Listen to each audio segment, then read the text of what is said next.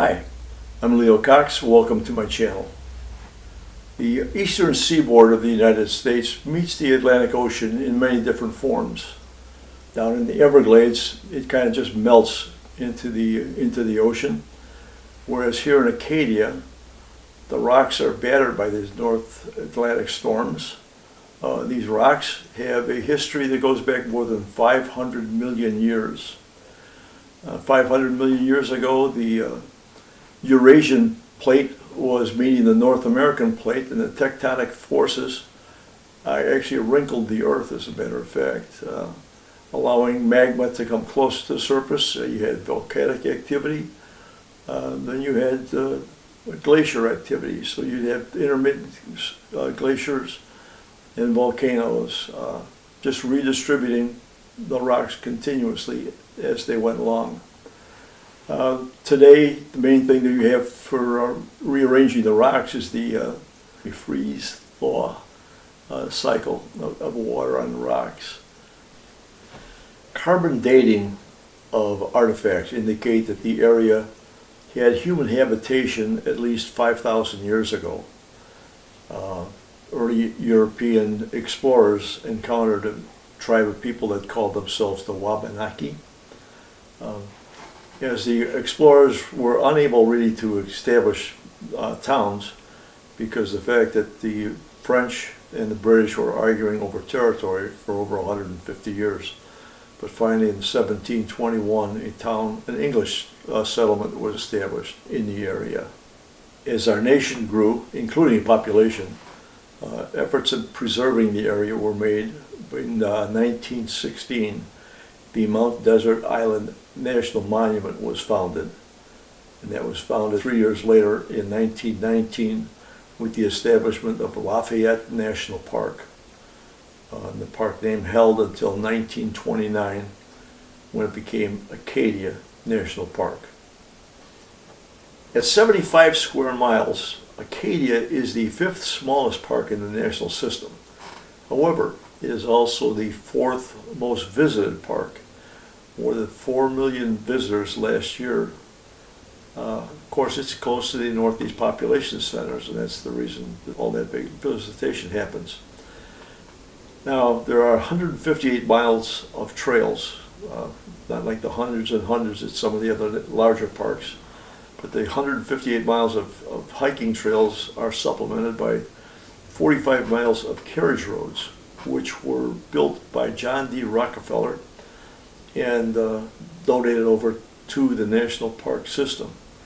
The carriage roads, this is for horse-drawn carriages, for hikers and bicyclists, even e-bike, class 1 e-bike only. Who knew there'd be a classification for e-bikes? But anyhow, while this park is not a place for backpacking because of the size, there are 4 campgrounds within park grounds. These are by reservation only, which is quite a difference from when the original videos were shot some 30 years ago. So why don't we just go take a look at this stuff, and we'll see you at the back end. Thank you.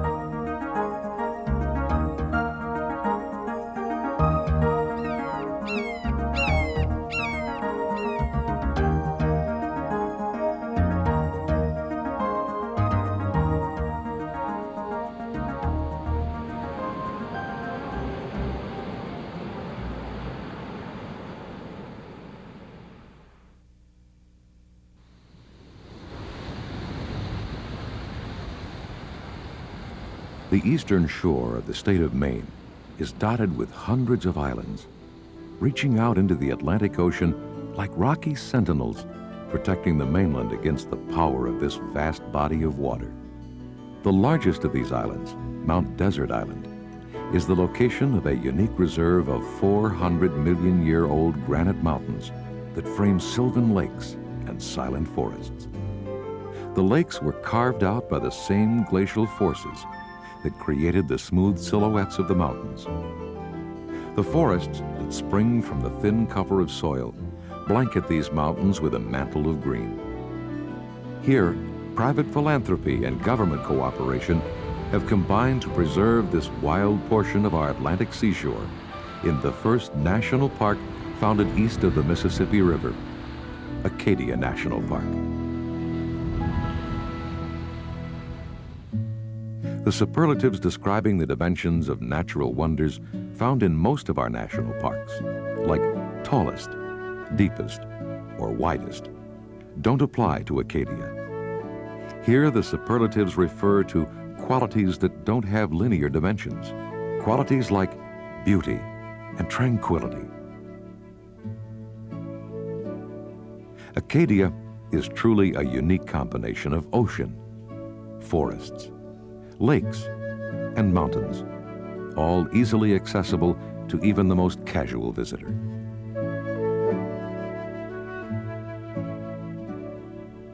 There are three main avenues of exploration in the park. The most widely used is the 20-mile-long Main Park Loop Road, which accesses most of the popular features on the eastern portion of Mount Desert Island. In addition, hikers and bicyclists utilize the 50 miles of single-lane gravel carriage roads built between 1913 and 1917 by John D. Rockefeller. The focus of this program, however, is the system of hiking trails that will take you beyond the traffic of the roadways. Here you will experience the serenity and beauty awaiting those who choose to hike through the miles of footpaths that traverse the park.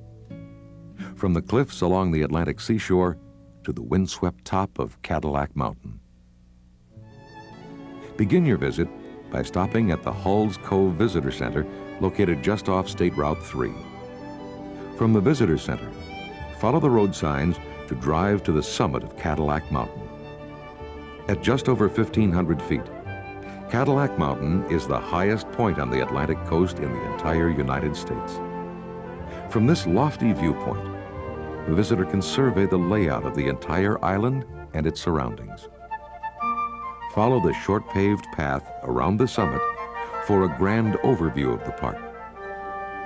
Look for gentle mountain ridges, perfect for hiking, secluded lakes and ponds with quiet footpaths along their shores, as well as scenic harbors in coastal villages nestled at the foot of these granite sentinels. From the top of Cadillac Mountain, the town of Bar Harbor and the Porcupine Islands, nestled in Frenchman's Bay, lie off to the north. One more note about the summit of Cadillac Mountain. It's a great place to gather at sunset with others who appreciate this unique island experience. Relax with your own thoughts as you watch the sun disappear into the mainland to the west. Or, on a stormy evening, marvel at the power of nature as wind-driven clouds sweep across the setting sun. Before any major hikes, spend some time on the short paths located at the Sur de Mounts area, one of the first turnoffs on the Park Loop Road. Walk through the wild gardens of Acadia, an exhibit sponsored by the Bar Harbor Garden Club in association with the National Park Service. Just beyond the gardens, a short path leads to the Nature Center, where a number of exhibits highlight the interrelationship of man with the natural history of the island. Behind the museum, the path continues past an octagonal structure covering a spring. The spring house was built by early preservationists who named the spring and the surrounding area Sur de Mounts in honor of the first French governor of the area. To the left of the path, crystal clear water emerges from its subterranean passages to form another pristine spring. This spring is the source of the small stream that flows through the gardens.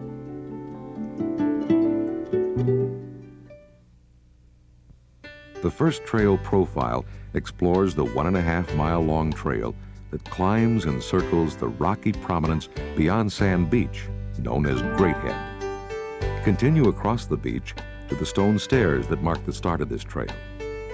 The trail climbs 145 feet to the highest elevation encountered along the island shoreline.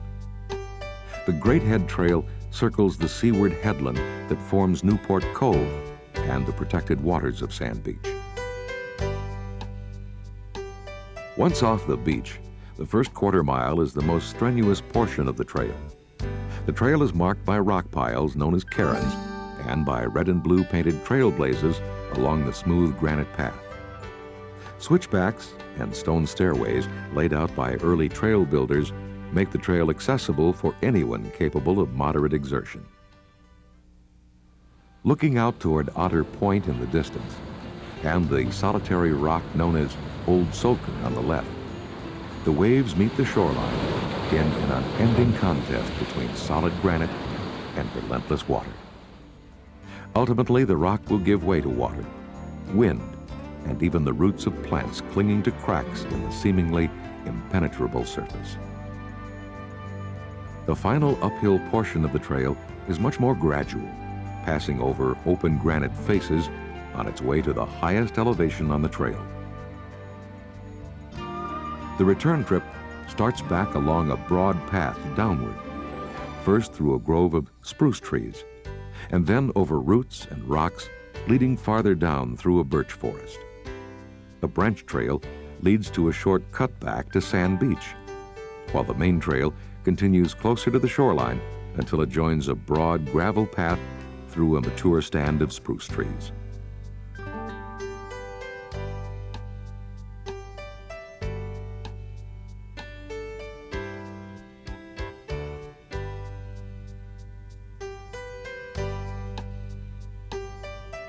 Along this section of the trail, ferns and wildflowers cover the forest floor.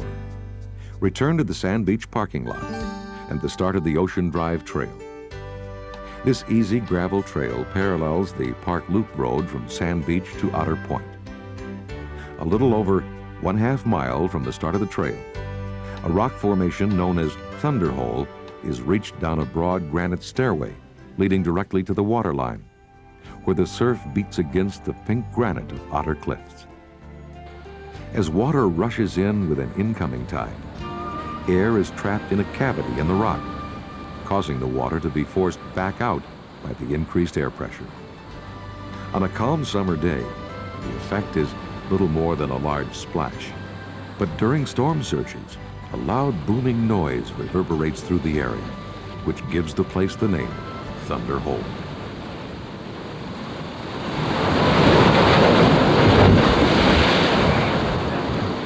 The starting point for the Gorham Mountain Trail is just a quarter mile beyond Thunder Hole. The trailhead for this moderately difficult 2-mile climb is located at the back end of the Gorham Mountain parking lot. Hikers can expect to traverse smooth granite rock faces most of the way to the top, following rock cairns that mark the trail. However, quite a few portions of the trail traverse uneven rock steps and boulder fields during the course of the trail's 525-foot elevation gain. 1/4 mile from the trailhead, the trail comes to a bronze plaque honoring Waldron Bates. Mr. Bates, who died in 1909, was instrumental in establishing the trail system throughout the island. Here, the trail splits into 2 parallel paths. Take the trail to the right, leading to Cadillac Cliffs. This portion of the trail is more interesting, as it passes beneath massive leaning boulders and up and down narrow rock stairways through rock crevices at the base of the granite wall known as Cadillac Cliffs.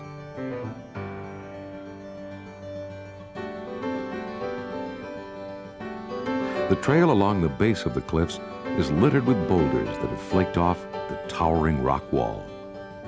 Recesses in the cliff face form small caves that invite hikers to pause and listen to the silence of the forest.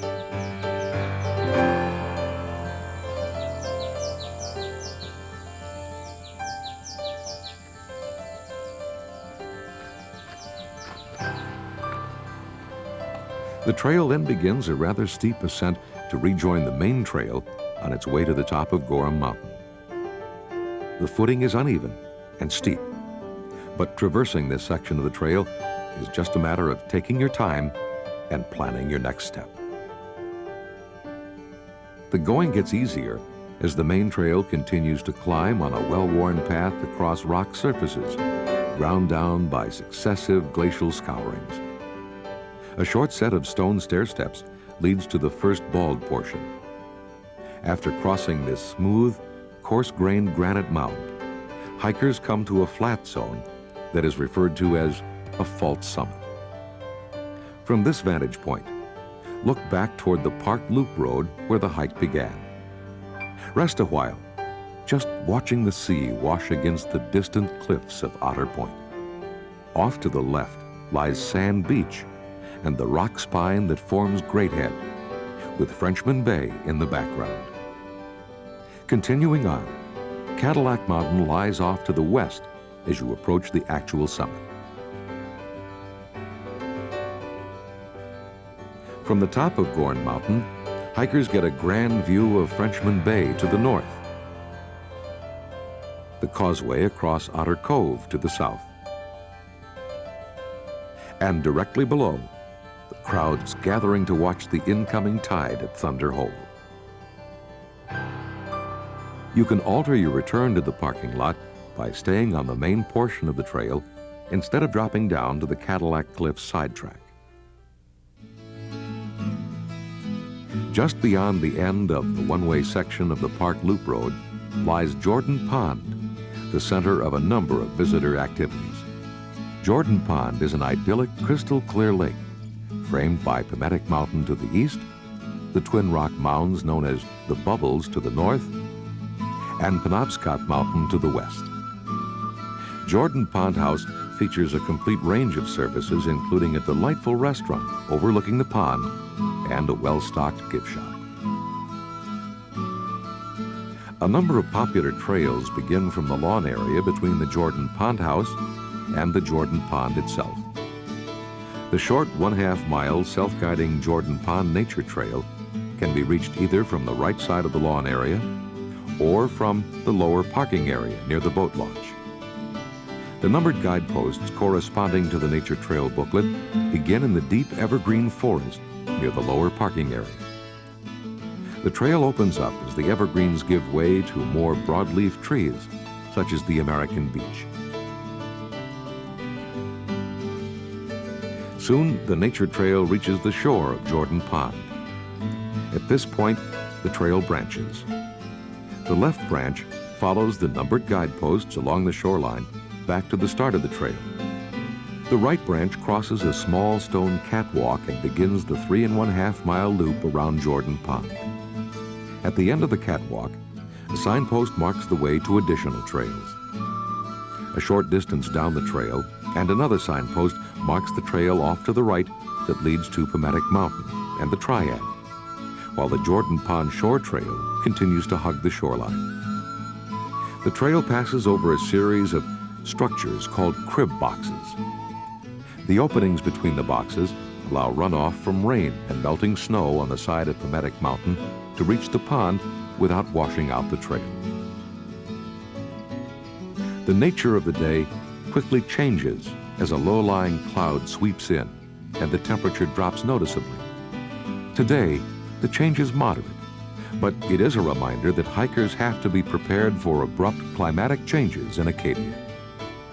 The trail is ideally suited for families with younger children, since there is virtually no elevation gain to tire them, while the uneven surface gives youngsters a feeling that they are really exploring. The trail continues to hug the shore as hikers approach the north end of the pond, which is marked by the sheer stone face of South Bubble. At the point where the trail passes over a small footbridge, another signpost marks the trails to the top of the South Bubble and to Eagle Lake, which lies beyond the bubbles. A short portion of the trail crosses a rock fall that extends all the way to the water's edge. It is a harbinger of the trail surface hikers will have to cross on the opposite side of the lake as the trail returns to Jordan Pond House. The extreme north end of the pond is marked by a small suspension bridge fashioned out of birch logs. The trail crosses the creek via the bridge and then makes a left turn to follow the west bank of the pond back to the start of the loop. The footing in this section is very uneven as the trail crosses a tangle of exposed tree roots.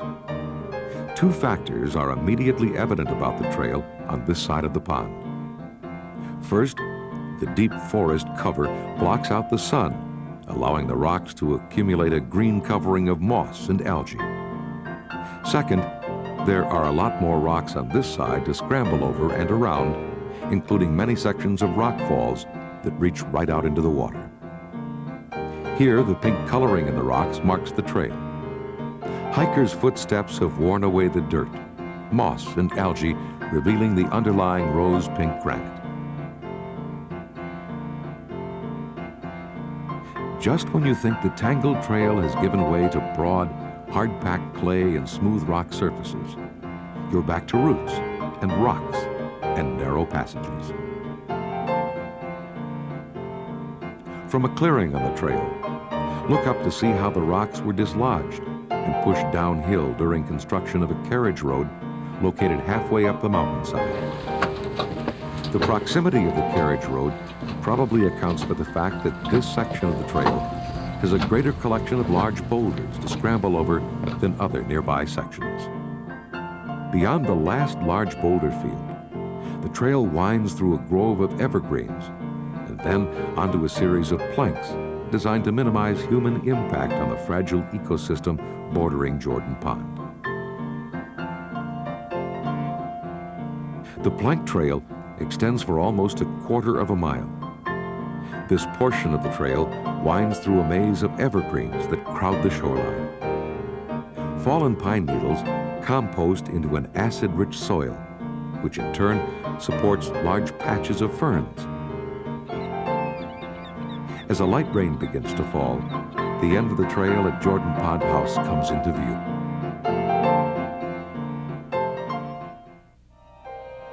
So far, the trails featured have all been located just off the Park Loop Road. There is much more to Mount Desert Island.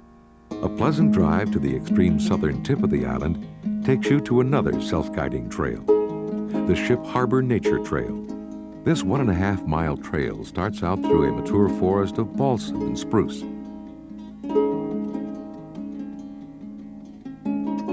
Ground cover, such as this patch of bunchberry dogwood, carpets the forest floor. Ferns thrive in the shade of the deep woods as they filter and further reflect what little light reaches through the tangle of tree limbs above. As the deep forest opens up, the trail continues across a rocky heath, supporting low-growing shrubs and scattered evergreens. 3/4 of a mile from the trailhead, the path reaches the seashore. The low silhouette of Great Cranberry Island lies in the distance. Just to the left of this point, a weathered sign gives a brief history of the merchant ship Grand Design, bound from Ireland to Pennsylvania. The schooner ran ashore on these rocks in 1740 with the loss of many lives. Unfortunately, Ship Harbor is too shallow to serve any commercial purpose. At high tide, the harbor is 10 to 12 feet deep. But at low tide, it becomes a muddy tidal flat. At low tide, it is possible to walk across the narrow inlet to the rocks across the harbor mouth. Because of the lack of commercial and recreational marine traffic, the large flat rocks at the mouth of Ship Harbor offer hikers solitude and relaxation. It's a great place to get away from it all. A place to do something out of the ordinary, like taking the time for a leisurely exploration of a tide pool. From the inner portion of Ship Harbor, it's just a half-mile walk through the forests to return to the parking lot. This brief overview barely scratches the surface of the more than 150 miles of foot trails crisscrossing the island. Make time to enjoy other features of Acadia and its surroundings. Pause to watch sailboats plying the calm waters of a picturesque harbor. Visit quaint villages and century-old lighthouses. Take a carriage ride, bicycle, or hike along the park's carriage roads. Most of all, relax and enjoy this marvelous seaside national park, Acadia.